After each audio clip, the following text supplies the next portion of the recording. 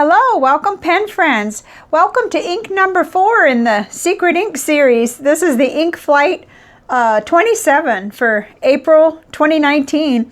And we're doing this kind of wheat colored, it's a light brown, warm brown, golden brown, I guess you'd call it. So we've got like 48 more hours where the inks are secret, and then it'll all be out in the open and we can start tagging these videos and talking about where to buy the inks. So let's dive right in by putting it into the bath test and we'll see what happens with it. This has been a really pretty ink, but there's a couple of specifications on which nib I would use for it. So there's that. Okay, so we'll let that happen. And then just a quick report on Secret Ink number 3, the vibrant red, which can be tricky. It sometimes looks like really bright red, and sometimes it looks almost maroon, but we're getting a pretty good light today. It was very typical fountain pen ink, and it did a almost complete disappearing act, and it got an A on the clean out scale. It was extremely easy to flush out, which you could probably guess from how it came out of the bath test. So there we go. Let's put this aside here and hop right into the two competing ink journals here. First, the old standard, my Rhodia Gold book. We'll start in there. And here it is, right here. And it reminds me of quite a few of the different inks, so I have tabbed 2 of them that we can look back on. I thought this ink, though, whatever it is really pretty in the broad nib, and then not so much for me, didn't do too much for me in the fine nib. I didn't really like it in there. It lost something of that richness in color. Let's see if I can give you a little slant. Okay, so the sun just came out. Interesting how that affects things. Here's the chromatography, which I thought was quite interesting. There's a lot of complexity in there. I see 1, 2, 3, 4, 5, 6 different colors coming out. Well, I don't know if you could call this a color. This is more like a gray or a base, I guess. But then I see pink and orange and yellow and purple and teal, kind of. That is really interesting. I don't know that I've ever seen one quite like that. Here it is on a little piece of Tomoe River paper. So now let's just jump in to the other one real quick, because it's going to be different. And we'll come back to those tabs in just a minute. This is the Bond Travel Gear, the one that it's under probation or whatever you would call it. And it's got 68 GSM Tomoe River paper, and it's white. So that gives us a different view of things. And it does come across quite differently in here. But here it is in the broad nib and then in the fine nib. And I still prefer it, of course, in the broad nib. But it wasn't quite so washed out looking here, I thought. And let's see if it did any bleed through. No bleed through even where it's painted on. Let's see. And just put them side by side for a second here if we can spare the time. So it does look quite a bit different when you're talking about the ivory paper versus the white. And this is a much thicker, more Clairefontaine kind of paper. It didn't bleed through really at all. So, okay, there's that. Now let's just hop backwards a little. Even though we recognize that we're still dealing with that ivory paper, we'll hop back to a couple others that kind of reminded me. One was the KWZ Standard Honey. And yet, if we can it's hard to get a comparison. And back then, I wasn't using a fine nib. So all we're getting the benefit of is that more saturation that comes through in the serendipity in the broad nib. So let's just do a flip real quick. And it's quite similar, but we'll see that on the panel too. And then let's go back into, okay, so Robert Oster Cafe Crema, which almost seems even warmer than our mystery ink for today. It's got kind of a lighter, warmer tone than either of the other 2. Let's see if I can get that.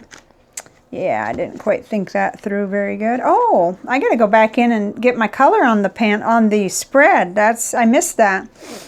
Okay, so here we are with Cafe Crema. And that's really warm, kind of a light brown. And then it is darker, more of a different tone on today's ink. So isn't that interesting though? I think it is. Okay, but we could spend all day with that. Let's get into the little notebooks. starting with the Leuchtturm 1917 dot grid. Okay, and I thought it looked good on here. We start to see more shading. Whoops. See if I can get it straight for you. Quite a bit of shading here. And that is one of the attributes that I noticed, that it does shade really well. Even in the fine nib, we get some shading. So that was real nice. Maybe tried to bleed through a little bit there, but that was put on pretty heavily with a paintbrush. Okay, so let's skip over to CVS Caliber Memo Notebook. It's a 4x6, real handy size. Okay, here we go. And gee, I thought it looked warm and rich on this paper. I was surprised. Not so much in the fine nib. Oh, I didn't like that. It wasn't dry or anything. It didn't give me trouble, but it doesn't look as good in the fine nib, in my opinion, as it does up here in the broad nib. So there's that. And then, okay, this will give us a good view. This is the little Nemesine notebook. This is really smooth paper. And I really, excuse me, I just bumped the whole tripod. I really liked how this came out. It gave us, I mean, I don't know what I was going for there, voice sounds or heartbeats or what, but it's just a chance to see the ink and how it's coming through for us. And I really did, it shows the shading, it shows the drastic difference between the lighter shades of it and the darker, so that's nice. And then this Moonman mini glass nib writes like a medium. So we start out and it was pretty dark, and then it did start to, you know, fade a little bit, but not too bad. So that's how it came out on here. But I really was most excited about being able to really see that color. That's looking really pretty true through the camera as well. That's a happy thing. Okay, here's the live notes by Pen Gallery. Tomoe River 68 GSM on the cream versus the white. So here we are. And it does seem to sort of flatten when you paint it on, or at least it did that time. But I still thought it looked good in the nib, in the broad nib. And then we dropped down a little in the fine nib, but it really wasn't, it was a better experience on this paper than some of the others. And it definitely looked, I thought, a little bit better on here than it did on the Rhodia. So let's see how it didn't go through. It maybe tried to, but it really didn't. And we'll keep this handy because we're going to look at Tomoe River 52 gram white paper next. And I was looking at, these are some handsome inks when you kind of get that wide view and you look at that beautiful blue and the purple and that red. And here we are with the, oh my gosh, I almost said a word that would have given this away. And really, it's not that much longer to keep the secret, so hopefully I can do that. I took the quiz, so I know what it actually is, so it's hard.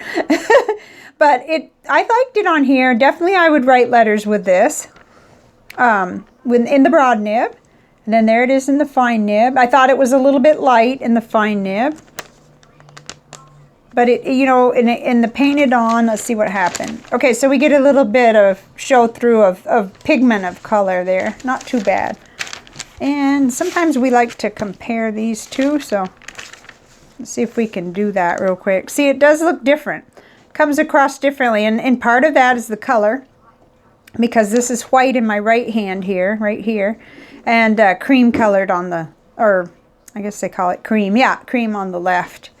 Okay, so we've got a couple more. We've got Clairefontaine 90 gram French rule paper. And secret ink number 4, here it is. Looked nice on there.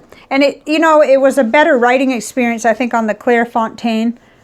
We got a little more shading. Nice shading on here.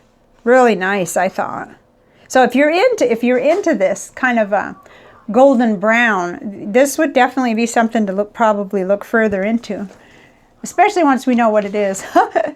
As a general rule. Okay, here's the Rhodia 80 gram dot pad, and let's see, I did notice more of a drastic change from broad to fine on this, but it wasn't scratchy or dry. It was just, as far as visuals, I liked it better in the broad for sure, on all of them. But when I compare, you know, paper to paper, I definitely didn't like how it looked on the Rhodia in the fine nib. So Okay, this will be our last sample. This is Georgia Pacific 80-pound copy paper, and it is, you know, typical really cheap paper. So here we go.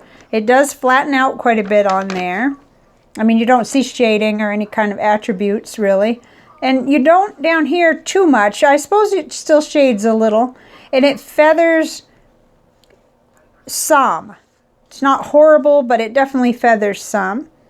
And then actually this paper does the fine nib a favor in that I think that you could still read this pretty good in the Lamy fine nib on this paper, because it's thirsty paper, so it collects, you know, it soaks in more of the ink, and it just did the typical number that the rest of them have done in bleeding through just a little where I painted it in. Okay, so there's that. Now let's stop in here and then we'll look at our panel. So right now we're seeing, you know, that gray pigment that we did see also on the chromatography. Try to do this one-handed here. That kind of makes sense after seeing that chromatography. It's kind of a dark gray base color, I guess, that's left so far. We'll see what happens though. It's got a little bit longer that it can sit there. Okay, oh dear, I think I've got a little warping in my panel. Let's see if I can, okay. Just so it doesn't look too distorted and when it's sitting here. Okay, so right smack in the middle, Secret Ink number 4. It's got some good company here though. It's got some good competition. I've got a fly running around. I hope you didn't see that. Okay, because it's side by side with two of my very favorite inks. One is, to the right is Robert Oster Cafe Crema. That's a real favorite of mine. And it also shades really super well. And it's that warm kind of color. And then here is KWZ Standard Honey, which is lighter, but oh boy, it's pretty. Actually, I like a lot of the inks on this panel. And this is a new panel, but I did have to do a little tip in here because I don't know why I thought Rohrer & Klinger Sepia was going to be anywhere near these inks. But I did go ahead and pull out. It turns out KWZ Cappuccino is much closer, so just for visuals, I taped that on the top there so we could see it. Gosh, there's the Tasha Golden Wheat, which Tasha inks have that wonderful flow to them, and I'm really super excited about the way Tasha inks behave. So that to me would even compete, even though it's darker and maybe not so golden. But it's a beautiful brown. And then the J. Arbonne Lee de Thie, I felt like that was close, but not quite, you know. And that's a nice ink. I mean, their inks are so good and well behaved. But, you know, I see a lot of orange coming out of that. So that's a whole different, that's going to look different, and especially in artwork and stuff. So then we have some lighter, like Papier Plume Caramel. That would be dialing it way down because that's light. And then Diatramentus Khaki doesn't quite come in there, but you can see the similarities, especially when water hit it. This is a kind of new to me sample sent by a pen friend, Pure Pens Cotswolds. I'm not sure how to say that, but that's a gorgeous ink, much warmer and much brighter than Secret Ink number 4. But you know, it's right in that ballpark with a bunch of these, and I thought about putting it on here. So hopefully this gives you a kind of a good placement, and then when I come back in, the videos will be tagged and the descriptions will be tagged after Friday morning. As soon as I see that Ink Journal has done the reveal in their Flex Nib Friday blog, then I will do that. And all the videos after the blog post that they do will be already labeled with the names.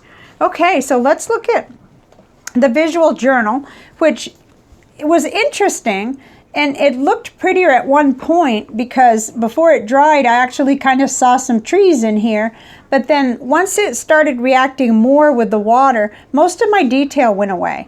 So I wouldn't call this an ideal one for the Nick Stewart technique unless you were super advanced, or maybe, you know, maybe you just, I'm partway through his course, so I'm not all the way, I'm not a graduated student. And then here it is on the other one where I just put the water around and dotted it with the paintbrush. So it was at one point quite spectacular over here. It actually looked like a scene, but it did, as it dried, it lost a lot of details, that's all.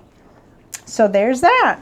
Okay, now as far as what's next, we are now, I finally feel like I'm making a little progress here. I at first didn't think I'd ever get going, but we now have 3 left. We have Secret Ink number 5, this gorgeous sheen monster with gold sheen on it, and it's I don't even, that defies description as far as I'm concerned. It's almost a fuchsia, but then when you actually look at it, it's got all that gold. I can't wait to see it in a nib though, and that's what we do this for. And then Secret Ink number 6 would be after that. It's a blue, real pretty, and then a very complex looking green that, oh boy, that'll be our finale to this series, and by then I think we will know, because yeah, we'll know, we'll be able to talk openly about the ink manufacturer and name of the ink and everything. Whoops. So I'll be back with Secret Ink number 5. I hope you're having a great week. I've just really right out straight getting ready for my trip, so I don't have a whole lot of extra stuff to talk about, except for that there is one more thing I want to mention that would be coming soon, would be my review, or my early impressions review, of the Keiko Retro pen that was gifted to me. I've been writing with this for a long time now, and it's actually a very good writer, and it's very interesting. You know, I have a lot to say about it. So that'll be coming. I'm not sure when, because right now I'm trying to get ready for my trip, pack, and kind of catch up with pen pal letters. But I'll be seeing you soon with that one and with Secret Ink number 5. So bye for now, and have a great day.